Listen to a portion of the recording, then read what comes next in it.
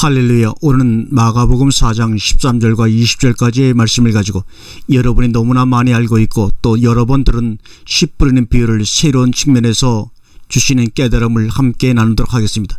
13절 말씀만 먼저 읽습니다. 너희가 이 비유를 알지 못할진데 어떻게 모든 비유를 알겠느냐, 이렇게 주님께서 말씀하시면서 씨 뿌리는 비유를 우리에게 말씀하고 계십니다. 이 비유를 알지 못하면 어떻게 다른 비유를 알겠느냐. 그래서 씨 뿌리는 비유가 참으로 중요한 것을 주님께서 전제해 놓고 이렇게 말씀하십니다. 씨 뿌리는 비유가 중요한 것은 이 비유를 알지 못하면 다른 모든 비유들을 알 수 없기 때문입니다. 그 이유는 모든 비유의 기본이 바로 이 비유, 곧 씨 뿌리는 비유라고 주님께서 선수 말씀해 주셨습니다. 사실 본문에 속해 있는 마가복음 4장을 비롯해 마태복음 13장과 누가복음 8장 등에서 같은 비유를 기록하고 있는데 똑같이 본 씨 뿌리는 비유가 맨 앞에 기록되어 있습니다. 그런데 씨 뿌리는 비유로 시작되는 장을 바로 천국 비유장이라고도 합니다. 고로 천국에 대한 비유의 말씀들을 알려면 당연히 씨 뿌리는 비유를 알아야 한다는 말이기도 하죠. 또한 천국을 바로 알려면 이 씨 뿌리는 비유를 바로 알아야 한다는 말도 됩니다. 그래서 주님은 13절에서 이 비유, 씨 뿌리는 비유를 너희가 알지 못할진데 어떻게 모든 비유, 천국 비유를 알 수 있겠느냐고 반문하신 것입니다.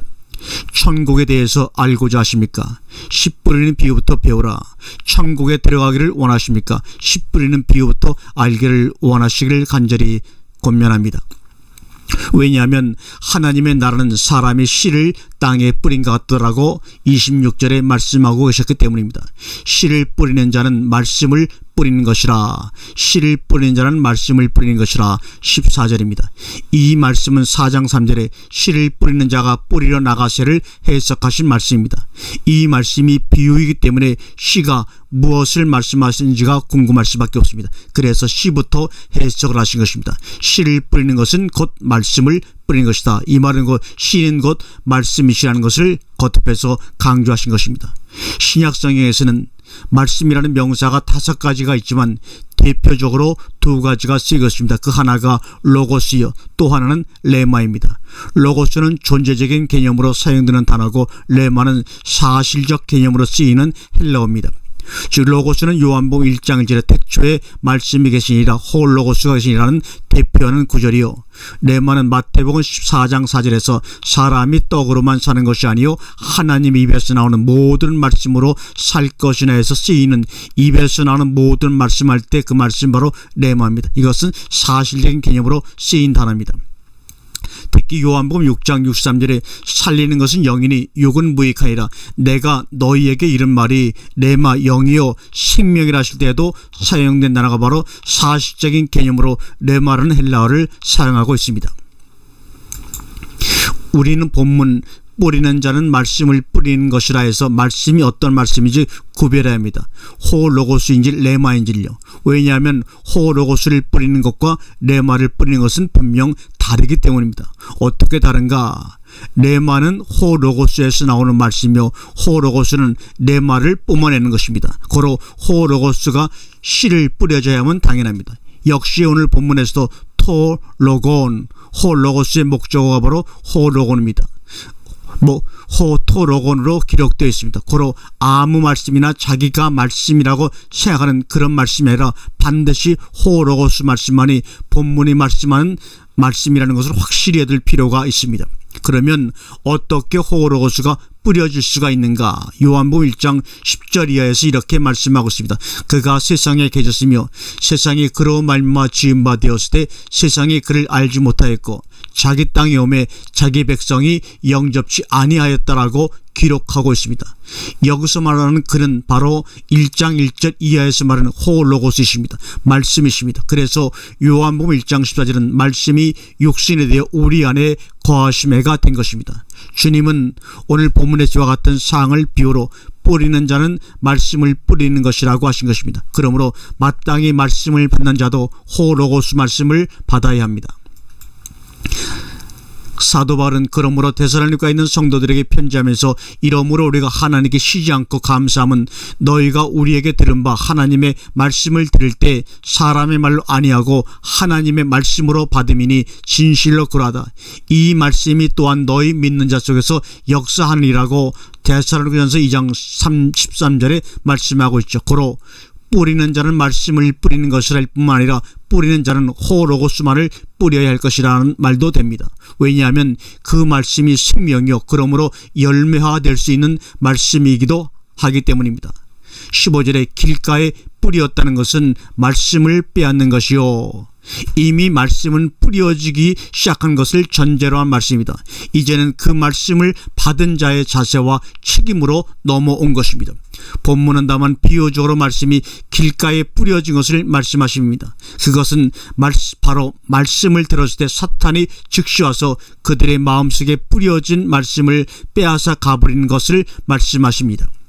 왜 사탄이 와서 빼앗는가? 그것은 두 가지 이유 때문입니다. 첫째는 사탄의 목적이 사람들로 하여금 설교를 못 듣게 하거나 교회를 못 나가게 하는 것들이 아니라 호로고스 말씀을 듣지 못하게 하는 것입니다. 고로 뿌리는 자가 씨를 뿌리는 것을 어찌할 수 없으나 그 뿌려진 씨를 빼앗는 것을 할 수 있으므로 기회를 엿보다가 빼앗는 일에 주력하는 것입니다. 마태복음 13장 19절에 또 한 가지 이유는 듣는 자가 깨달지 못할 때입니다. 고로 듣는 것과 깨닫는 것과는 분명한 차이가 있다는 말입니다. 적어도 마가복음 본문에서 본다면 말씀을 듣자마자 즉시 사탄이 와서 빼앗아 가기 때문에 깨달지 못하는 것은 깨달을 기회를 잊어버린 것입니다. 여기서는 순전히 사탄이라는 타의에 의해 깨달지도 못하고 실패해버리고 마는 경우죠. 두 번째는 10절에 넘어지는 자요. 빼앗기는 것이 어린아이 시절이라면 넘어지는 자는 신앙의 청소년기에 일어날 수 있는 일입니다. 이 단계는 한마디로 약한 자에 해당되는 부분이라고도 볼 수가 있습니다. 약한 자의 특징이 받기도 잘하지만 도전 세력에 대한 저항력도 약한 것이 흠입니다. 분명히 싹이 나오나 라고 말한 것을 보면 씨에서 싹으로 발전한 것만은 틀림이 없지요. 하지만 씨에서 싹으로만 발전했을 뿐 그 다음 단계의 도전을 하지 못했던 것입니다. 그 다음 단계는 바로 싹에서 뿌리로의 전환 말입니다. 싹이란 씨의 변형일 뿐 아직 그 다음은 아닙니다. 어떤 의미에서 싹이란 아직 씨의 보호 속에 묻혀있는 것이라 할 수 있는 연약한 존재입니다. 다시 말해서 씨에서 벗어난 자생력을 가진 자존적 존재가 아니라는 말입니다. 본문의 말씀을 인하여 환난이나 핍박이 일어난 때에는 원비유는 해가 도준회라고 말하고 있습니다. 즉 환난과 핍박을 해로 표현하고 있습니다. 고로 식물로 비유했을 때 해는 신앙으로 비유했을 때 환난과 핍박이요 식물에게 있어서 해의 역할처럼 신앙에 있어서도 환난과 핍박도 그러한 역할하는 환난과 핍박이라는 말입니다. 다만 뿌리가 없는 싹에게는 말라 죽이는 해요. 뿌리가 있는 식물에게는 없어서는 안 될 성장 촉진적 역할을 하는 것이 바로 해입니다. 말씀 때문에 일어난 환난과 핍박이 뿌리가 없는 싹과 같은 연약한 자에게는 넘어지게 하는 요소로 작용을 하지만 뿌리가 있는 성장한 자들에게는 자라게 하는 요소라는 것을 잊어서는 안 될 것입니다. 문제는 뿌리를 내린다는 것입니다. 즉 홀로 서기 위한 몸부림입니다. 땅이 자신의 바탕에 되어야지 씨 안에 남아있는 영양소가 자신의 바탕에 되어서는 얼마 못 가 넘어지는 자가 된다는 말입니다.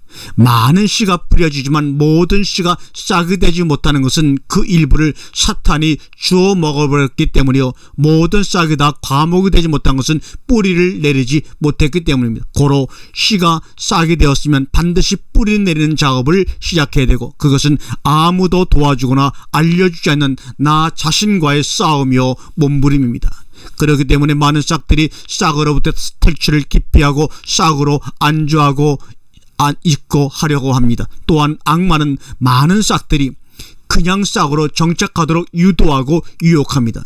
씨일 때 공략하던 사탄이 싹일 때 포기할 리가 없지 않는가 말입니다. 고로 말씀으로 인하여 일어나는 환난과 핍박을 사탄의 방해 공작 차원에서 이해하고 우리는 대적해야 합니다.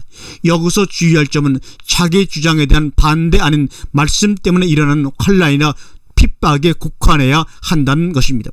말씀은 생명을 가졌기 때문에 요한복음 1장 14절에 그 안에 생명이 있으니 말씀은 생명을 가졌기 때문에 반드시 싹으로 발전하고 뿌리를 내리려 발버둥을 칩니다. 그냥 씨의 안락한 환경에 안주하려 하지 않는다는 말이죠. 고로 씨의 안락한 환경 속에 있을 동안 부지런히 뿌리 내리는 몸부림을 열심히 하여 이제 씨의 안주로부터 독립하여 자존 자립하는 과목의 기초를 닦아야 합니다. 세 번째는 결실치 못하는 자이다, 이렇게 말합니다. 앞에서 비유는 뿌리 내림으로 발전의 직전에 일어난 실패라면, 세 번째 비유는 과목에서 결실 직전에 일어나는 실패라는 점에서 공통점을 가지고 있다고 볼 수 있는 비유입니다. 본 비유가 가지고 있는 문제점은 왕성한 성장욕입니다. 여러 좋은 성장 환경 속에서 활발하게 성장하다 보니 순수성을 망각하고 다른 생각을 하기 시작하는 것입니다. 고로 말씀을 듣고 잘 자란다고 해서 된 것은 아니라는 말도 됩니다. 씨는 반드시 과정을 겪고 열매가 되어야 하고, 그 열매는 얼마든지 씨가 될 수 있는 열매여야 합니다. 그것이 씨의 목적이요 의미입니다. 말씀이라는 씨는 반드시 일정한 과정을 거쳐 열매라는 결과를 낳아야 하고, 그 열매는 또한 반드시 말씀들이라는 씨가 될 수 있는 열매가 되는 것입니다. 본 비유는 그 마지막 고개에 걸려 결실치 못하게 되는 자를 말하고 있습니다. 그러면 마지막 단계에서 결실치 못하게 된 원인이 무엇인가? 가시떨기입니다. 그러면 가시떨기라는 것이 무엇인가? 본문은 바로 그것이 세상의 염려,